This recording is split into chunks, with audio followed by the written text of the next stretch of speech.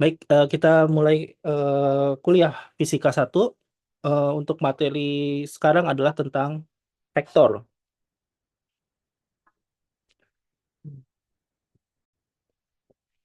Baik, s- pertama kita mengenal dulu yang namanya sistem koordinat. Untuk koordinat itu, jadi ini gambaran, apa namanya, gambaran untuk memudahkan kita melihat arah. Kita menggunakan sistem koordinat, dalam hal ini kita dua dimensi terlebih dahulu, yaitu ada yang namanya koordinat kartesian. Ini koordinat yang paling sederhana, itu yang penggambarannya nanti memudahkan untuk melakukan perhitungan. Nah, misalnya kita punya titik P di sini adalah 5,3 dan titik Q adalah -3,4. Dan misalnya di sini semuanya dituliskan dalam koordinat X, Y. Jadi X terlebih dahulu yaitu bagian horizontal dan juga Y yang bagian vertikal. Jadi ini adalah dua dimensi. Sistem koordinat juga digunakan misalnya dalam koordinat ini ya, bumi gitu ya. Kalau kalian menggunakan Google Maps ataupun Google Earth, maka kalian bisa melihat koordinatnya dalam longitude dan latitude seperti itu. Nah, jadi misalnya apakah ada di sisi sebelah utara atau di bagian belahan selatan dari bumi, belahan timur ataupun belahan bagian barat dari bumi, seperti itu. Nah, di sini gambarannya, jadi untuk setiap kalau kita menggunakan yang apa namanya, lembar berkotak-kotak seperti ini, kita bisa menghitung posisinya dari setiap kotak ini bernilai satu. Tentu kalau kita misalnya definisikan lain, bisa nilainya berbeda ya. Nah, ini satu, dua, tiga, empat, lima.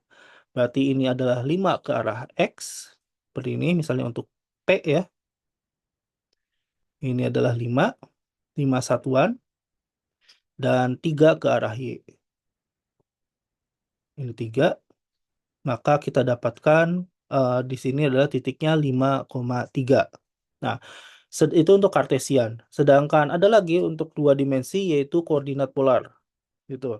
Koordinat polar itu melihatnya dari lingkaran ya, sebenarnya dari lingkaran seperti ini. Nah, yang diterjemahkan, da- suatu titik dalam kartesian X, Y itu diubah menjadi R, koma theta, R sudut theta atau R koma theta. Seperti ini. Nah, bentar. Nah, jadi persamaannya adalah kalau kita ingin mengubah dari koordinat kartesian ke koordinat polar, misalnya dari X, Y ke R, theta, maka kita bisa mendapatkan, nah ini ya, X itu akan sama dengan R cos theta, jadi ini adalah trigonometri. Nah ini ya, kita lihat segitiga yang ini, dan juga segitiga yang ini, ya ini juga bisa lah. Nah ini ya. Nah, ini.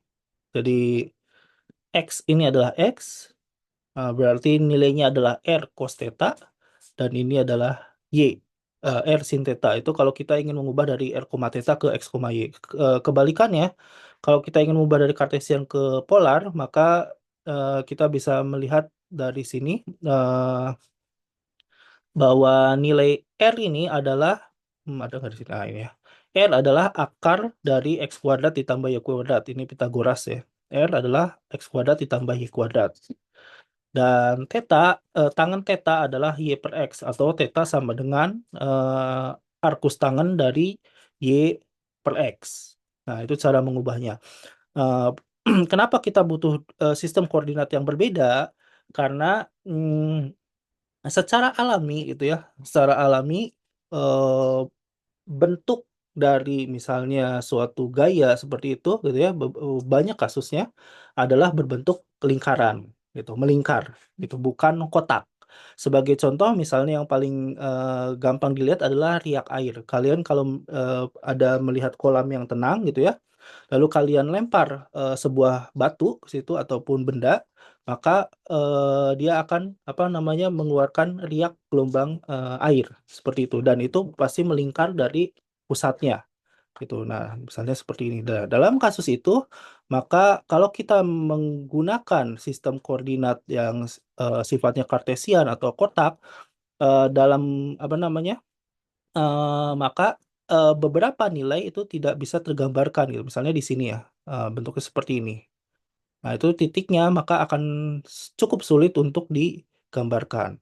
Sedangkan kalau kita menggunakan koordinat polar yang apa namanya bentuknya adalah melingkar seperti ini, maka ini akan menggambarkan lebih baik dibandingkan kalau kita menggunakan kartesian seperti itu. Jadi tergantung dari bentuknya, bisa saja koordinat kartesian itu lebih sulit untuk digambarkan atau kebalikannya justru koordinat polar yang sulit untuk digambarkan. Oke. Nah, untuk kuantitas vektor dan skalar, jadi kalau kuantitas skalar itu ditentukan oleh sebuah nilai dengan besaran tertentu dan tidak memiliki arah. Dia tidak akan kuantitas skalar atau besaran skalar itu tidak mementingkan arah. Sedangkan kuantitas vektor memiliki besaran dan arah. Jadi kita bisa melihat beberapa contohnya, misalnya di sini bahwa di sini dari A ke B dia memiliki arah, yang ini arahnya adalah lurus, dan sedangkan yang lainnya itu berliku seperti ini. Nah, kalau misalnya dilihat secara apa namanya ya hanya secara keseluruhan gini, kita bisa melihat bahwa garis A ke B ini lebih pendek dibandingkan garis yang merah ini. Yang garis hitam lurus ini lebih pendek daripada garis yang merah ini, gitu. Kalau kita misalnya apa namanya mengasumsikan bahwa garis ini adalah apa namanya garis ini adalah rute yang kita lewati saat kita misalnya membawa atau mendorong benda, maka kalian bisa membayangkan bahwa rute A B itu pasti lebih membutuhkan tenaga yang sedikit, gitu ya. Kalau ini tidak ada mungkin tanjakan, turunan dan lain sebagainya, datar gitu ya. Rute A dan ke B akan apa namanya menggunakan gaya atau kita mengeluarkan energi yang sedikit kalau dibandingkan kalau kita menggunakan rute yang berwarna merah ini. Seperti itu. Nah, itu contohnya. Makanya dalam kasus ini arah itu sangat penting gitu digunakan. Nah, ini contoh berikutnya adalah ini untuk mengukur ini ya arah dan kecepatan angin. Jadi di sini ada seperti mangkok. Nah, ini nih ada sorry, warnanya jangan ini. Ada seperti mangkok. Jadi kalau misalnya ada angin, ada tiga ya biasanya. Nah, kalau ada angin yang lewat, nah ini akan berputar. Nah, besarnya apa namanya seberapa cepat dia berputar itu nanti bisa di analogikan atau dikorelasikan dengan seberapa cepat angin yang merambat saat itu. Nah, sedangkan yang bagian bawahnya, yang ini, dia hanya memiliki istilahnya satu sayap atau satu lempeng. Yang ini hanya akan arah ini akan mengarahkan apa namanya, akan menunjukkan arah angin. Karena kalau misalnya anginnya ini tegak lurus dengan lempeng ini, maka lempeng ini akan bergeser gitu ya. Sehingga eh, arah akhirnya itu dia sejajar atau berkebalikan ya dengan arah anginnya. Seperti itu. Ini kayaknya bisa nggak kalau ya kemungkinan sejajar atau berkebalikan seperti itu. Nah, jadi yang satu menentukan besaran angin, yang satu menentukan arah rambat anginnya seperti itu. Nah, eh, ini adalah jadi kita akan melihat beberapa sifat vektor.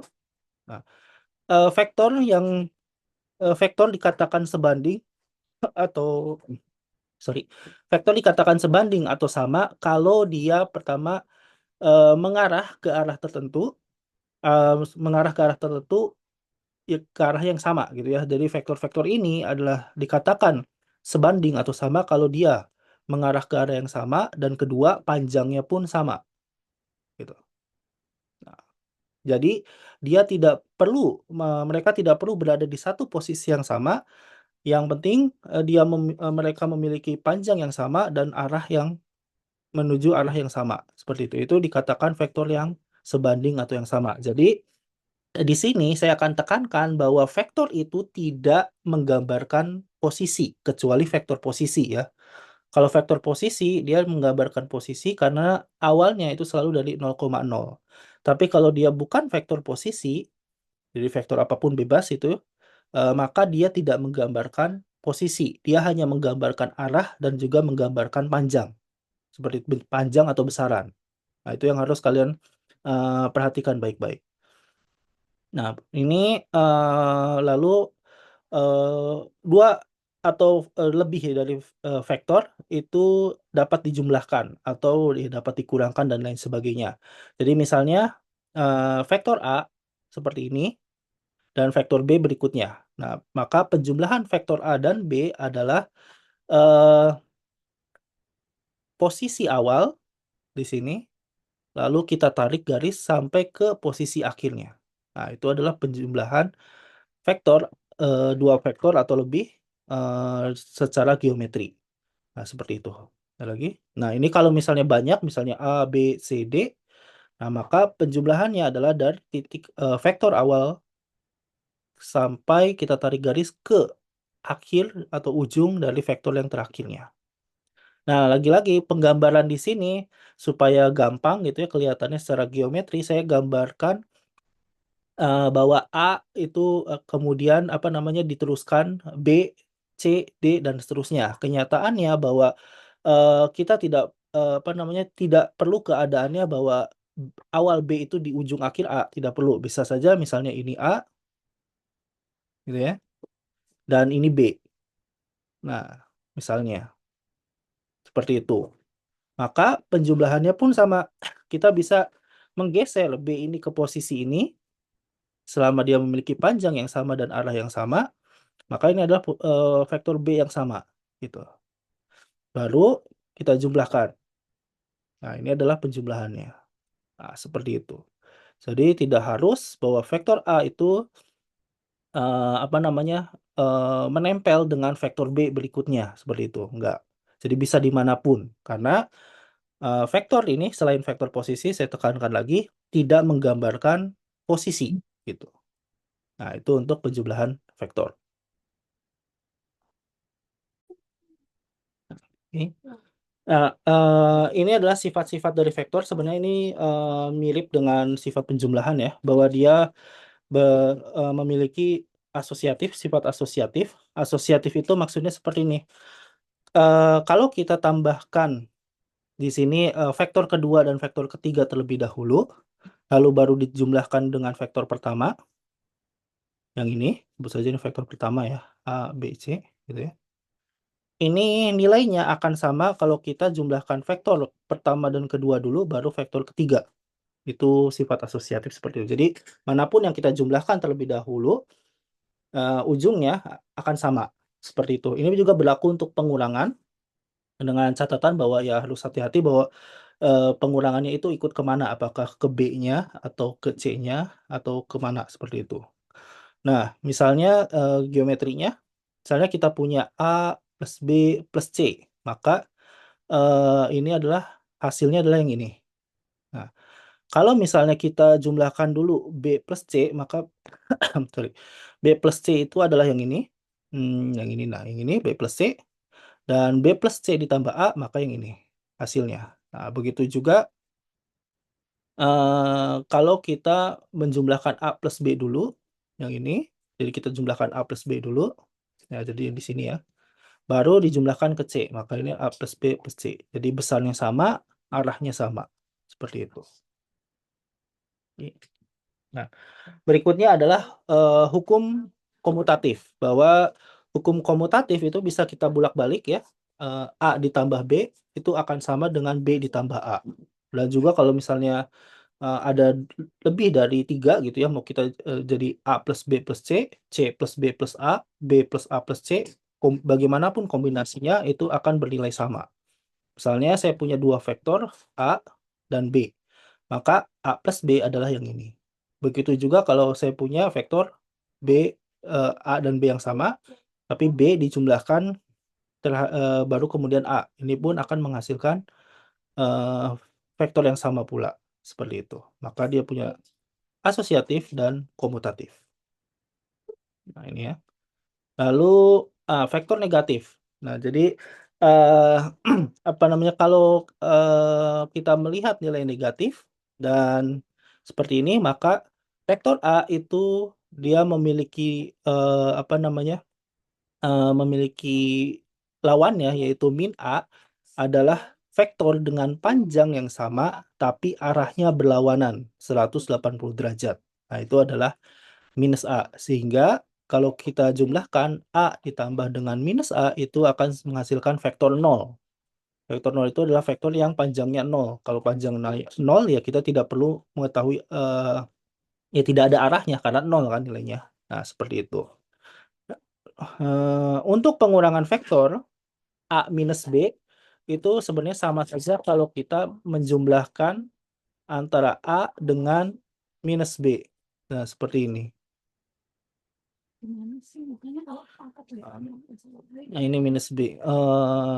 Nah, jadi eh, cara pengerjaannya adalah untuk pengurangan A minus B adalah A dengan B, ini misalnya B, tapi kita putar arahnya balik. Sehingga A minus B adalah yang menjadi seperti ini. Nah, atau menjadi seperti ini ya. Bisa juga seperti ini. Nah, ini sama saja secara geometri. Nah, jadi hanya tinggal kita balik arahnya saja. Nah, sedangkan untuk perkalian vektor dengan skalar, jadi misalnya kita punya A, maka 2A, 2 dikalikan dengan vektor A, itu adalah vektor dengan arah yang sama tetapi panjang yang berbeda. Seperti itu. Begitu juga dengan yang 3A. Panjangnya ini adalah 3 kali dari A, tetapi memiliki arah yang sama.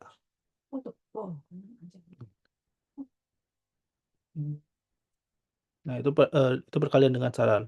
Lalu komponen vektor dan vektor satuan. Nah, komponen vektor artinya kita melihat vektor tersebut sebagai komponennya masing-masing ke arahnya masing-masing seperti itu.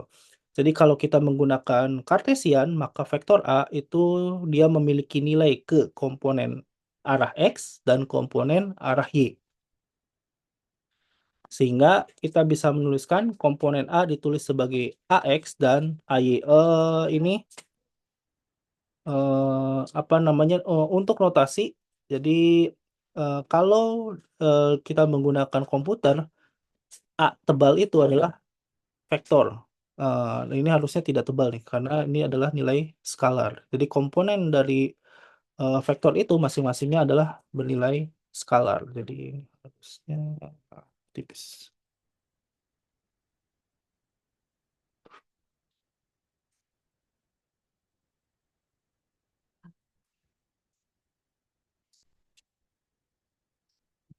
Nah, tapi kalau kalian menulisnya di buku menggunakan tulis tangan, maka umumnya kalian akan menggunakan notasi seperti ini.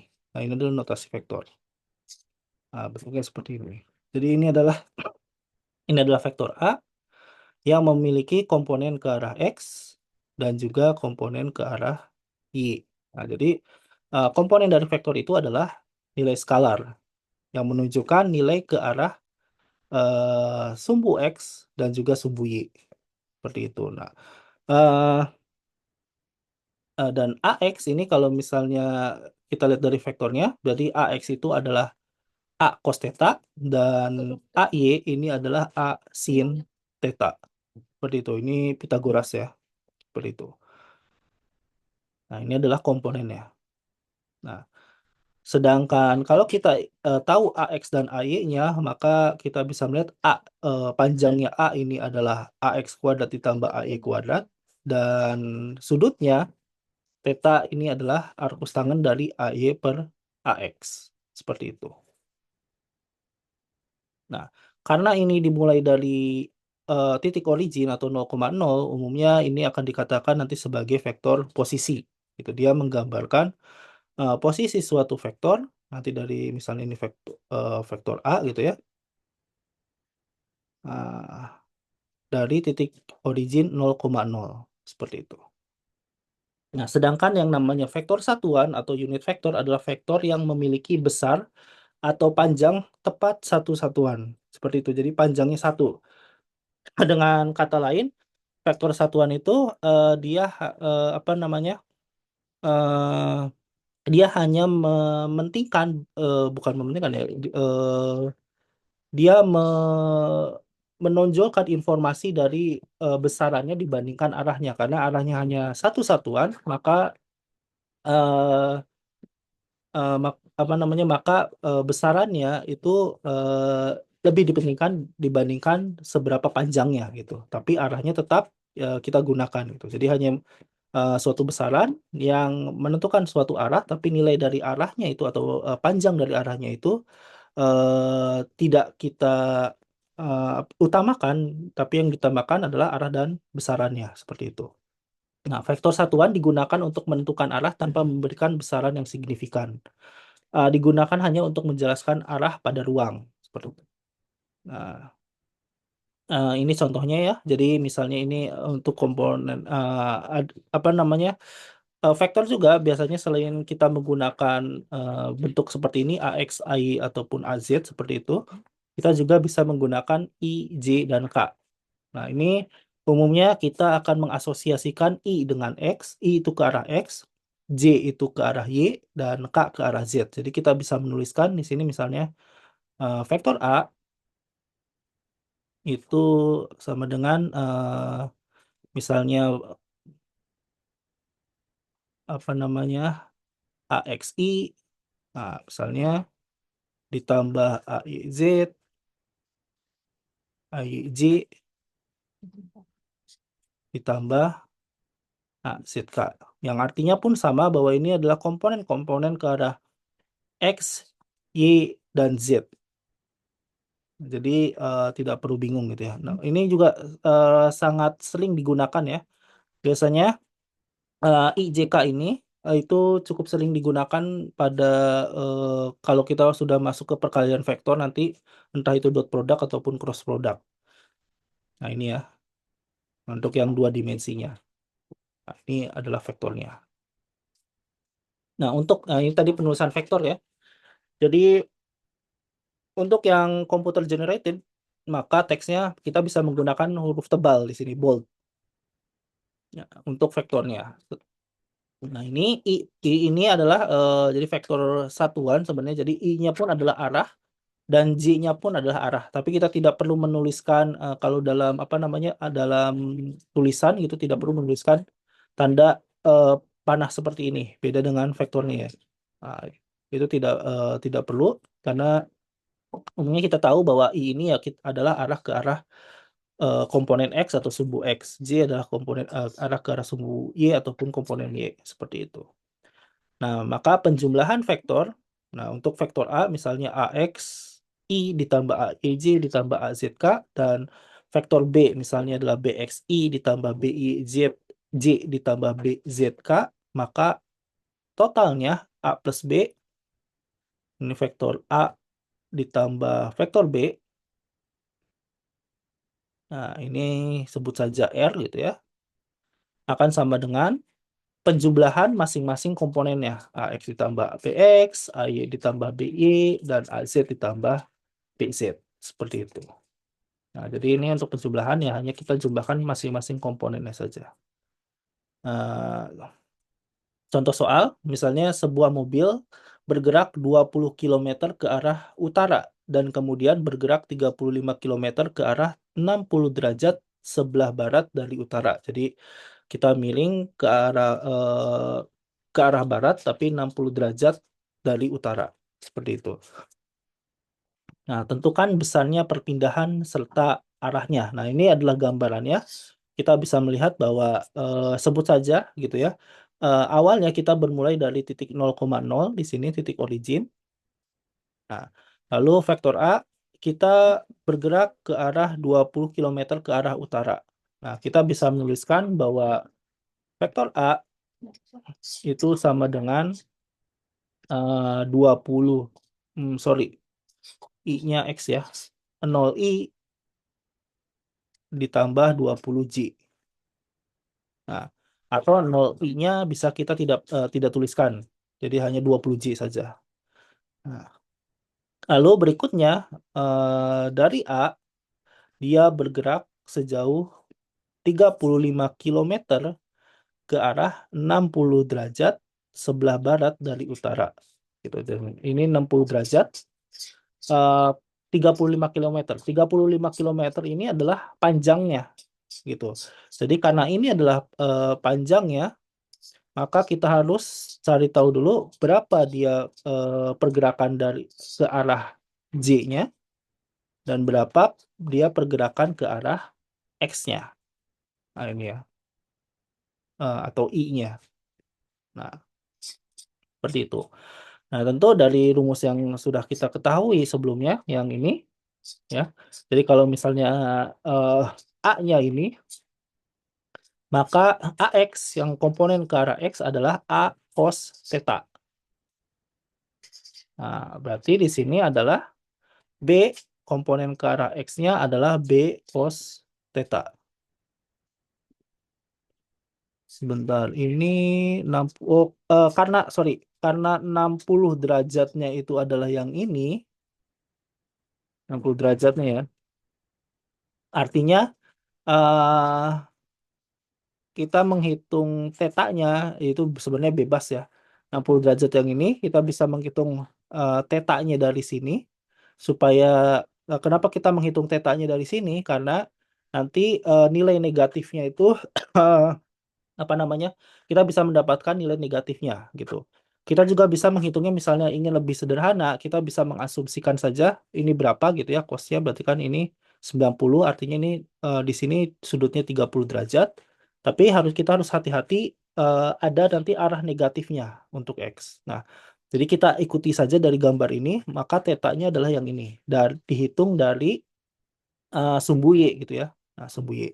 Jadi tetanya ini adalah 180 dikurangi 60, yaitu adalah 120 derajat.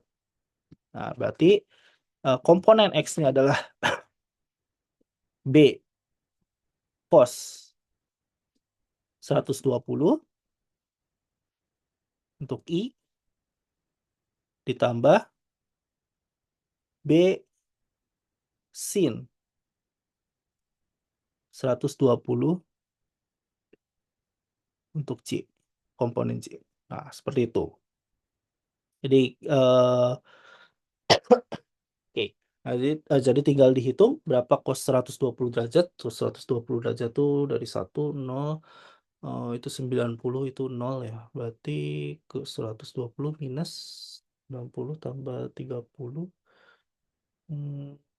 30 berarti ke 60 ya. Setengah ya. Setengah. B-nya ini setengah ya.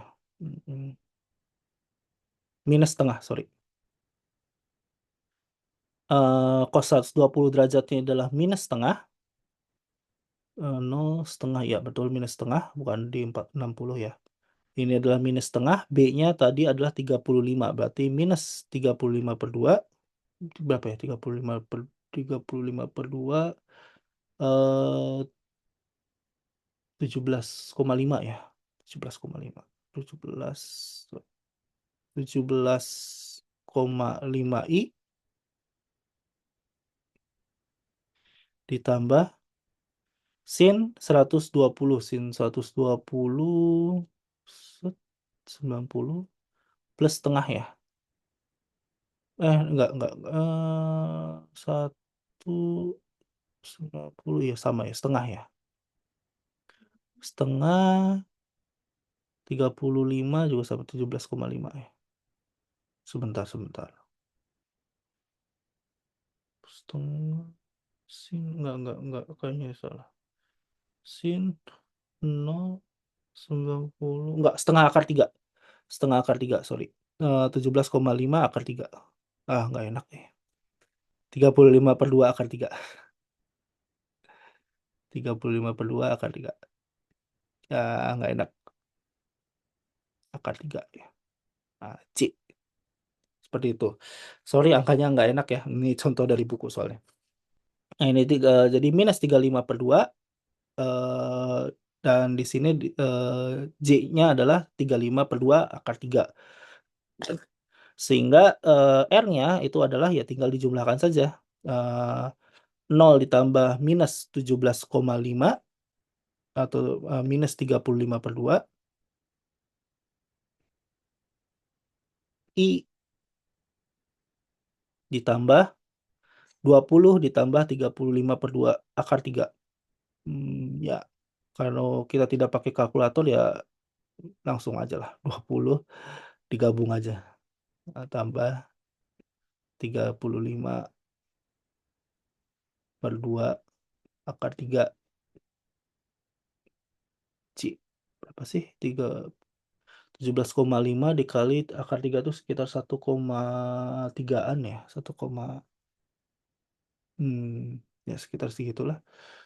Mungkin 20 ya sekitar 40 kayaknya ya. Sekitar 40-an. Jadi minus 17,5 ke arah I dan minus 40 ke arah sekitar ya. Plus 40 ke arah I. Nah, maka bentuknya menjadi yang seperti ini. Nah, ini jadi titik akhirnya bisa kita dapatkan adalah yang ini. Nah, itu contohnya ya. Jadi, nah itu. Lagi-lagi ini kalau yang proper yang benar gitu ya perhitungannya seperti ini. Kita hitung dari sumbu Y gitu ya. Nah, ke situ. Set ke arah sini. Tapi kalau kalian ingin menghitungnya apa lebih mudah ya bisa saja gitu. Di sini berarti karena ini 60 berarti sudut yang ini adalah misalnya 30 derajat gitu. Jadi kita bisa menghitung dari sini adalah ke X-nya adalah B cos 30 derajat. Seperti itu. Atau B sin 60 derajat. Tapi harus hati-hati tanda negatifnya. Seperti itu. Nanti soalnya apa namanya? Kalau lupa tanda negatifnya nanti salah arahnya gitu ya. Kalau negatif itu kan ke kiri dalam hal ini, kalau positifnya ke kanan. Nah, itu gambarannya kira-kira seperti itu.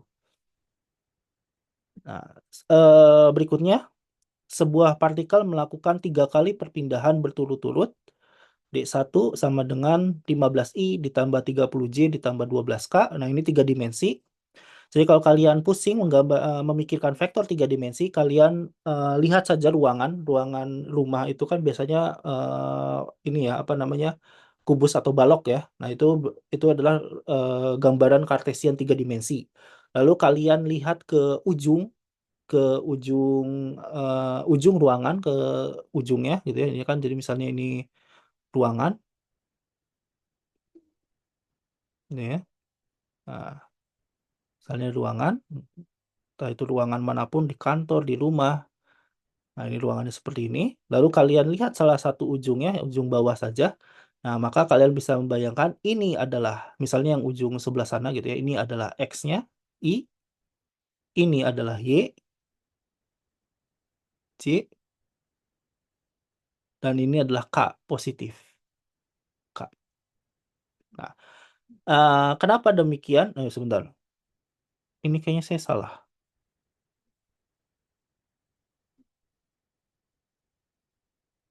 Ya, salah.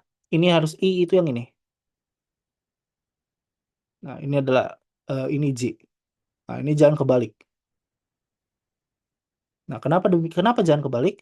Karena nanti kita akan belajar tentang cross product atau perkalian silang dari vektor. I dikali J itu akan menghasilkan K. Jadi I di sini cross J menghasilkan K ke atas. Aturan apa namanya?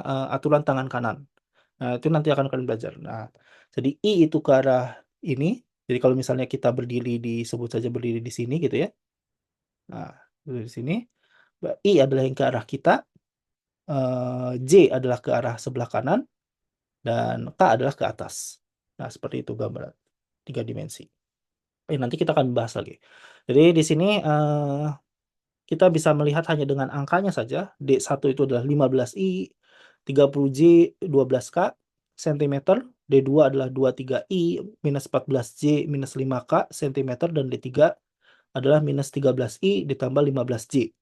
Tentukan total besarnya arah dan perpindahannya. Nah, jadi kalau misalnya kita hanya dalam kasus ini kita hanya melihat angka tanpa membayangkan geometrinya itu mungkin gitu ya. Ini bisa.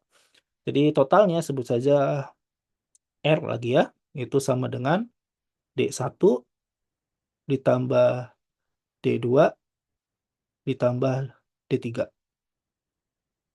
Nah, ini akan sama dengan kita jumlahkan komponen yang sama. 15 ditambah 23 yaitu adalah 38 dikurangi 13, 25 berarti ya. Berarti kita dapatkan 25i.